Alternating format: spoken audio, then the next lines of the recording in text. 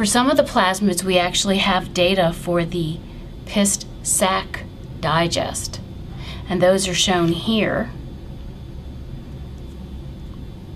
and that actually helps in determining the final orientation.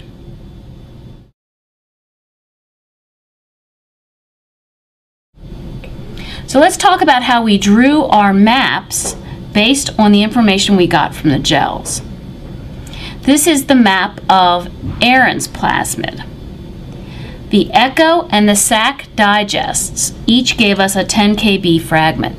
This tells us that each of these enzymes cut only once.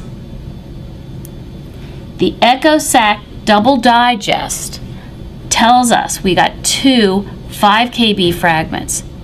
This also tells us that they are directly opposite one another. Okay?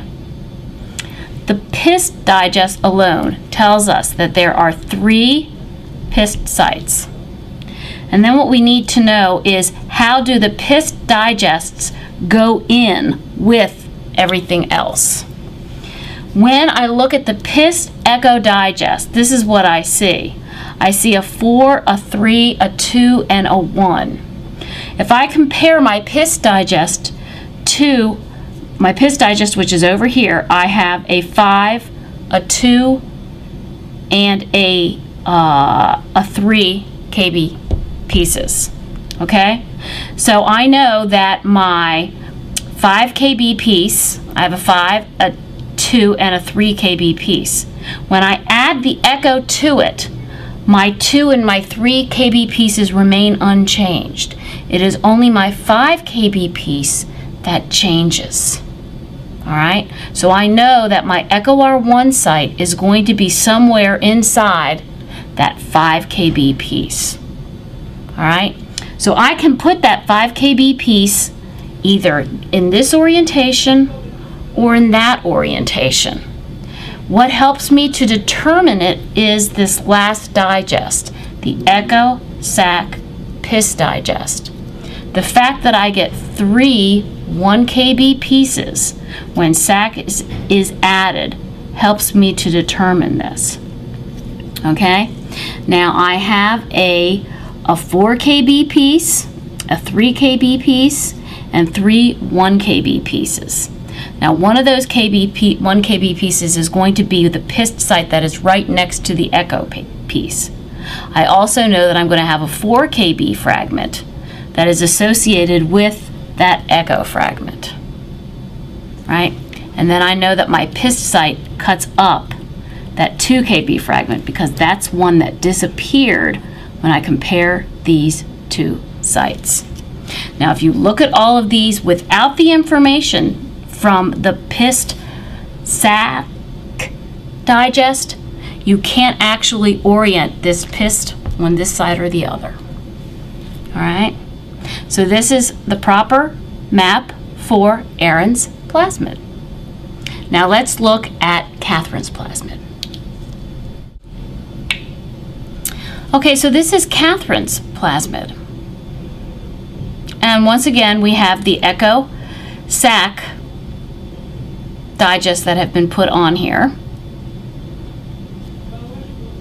Okay, and we orient our echo and sac based on what we saw when we did the echo sac individual digest.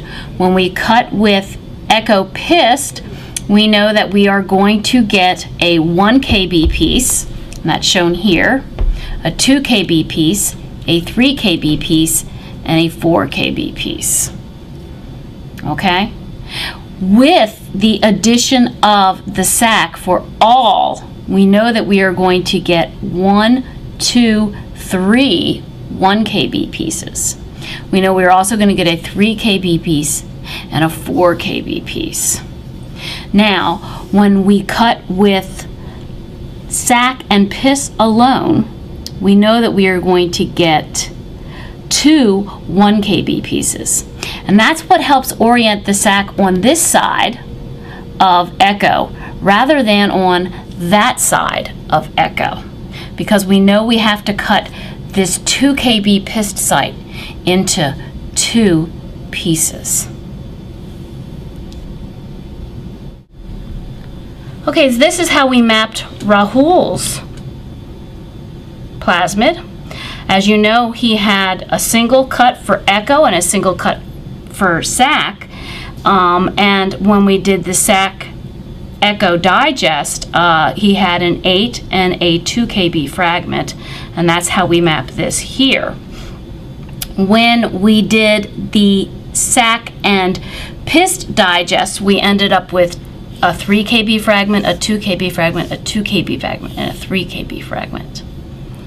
Now, the pist digest alone gave the 5 and the 3 and the 2 kb pieces, and then the pist echo gave, like with all of the others, the 1, the 4, the 3, the 2, indicating that the 5 kb piece was split into 1 and 4. So the orientation pattern that we picked was, this was the 5 kb piece, and the pist was on this side of the echo piece. And the sac went on this side, and this is based on the pattern that we see with the overall digest. And that can be determined by the fact that we had 3 2 kb pieces after sac was added to the echo pist digest, thereby splitting that 4 kb piece into 2 kb pieces. Okay, so here we have it. Our top 3 suspects: Rahul, Catherine, and Aaron. So we will now have the blood that we isolated from Brian Fleming. We will be able to isolate the plasmid from that blood. And now we will be able to do this digest. We will do the echo sac digest, and we will do the echo sac pist digest. And depending upon the pattern that we see, we will know whether it was Rahul, Catherine, or Aaron that injected Brian with a lethal dose of E. coli.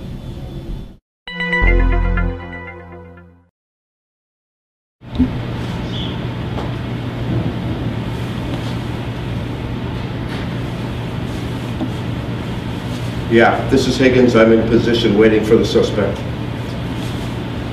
Whoever killed Brian Fleming deserves a medal. Excuse me? Higgins, homicide. You're under the arrest for the murder of Brian Fleming. Please put your hand behind your back.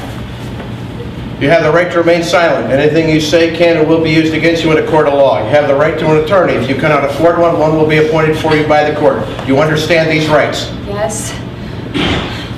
No jury alive will convict you. He deserved to die. Curse you, Terptectives, and your stupid DNA! All right, let's go. I got a car waiting. Police brutality!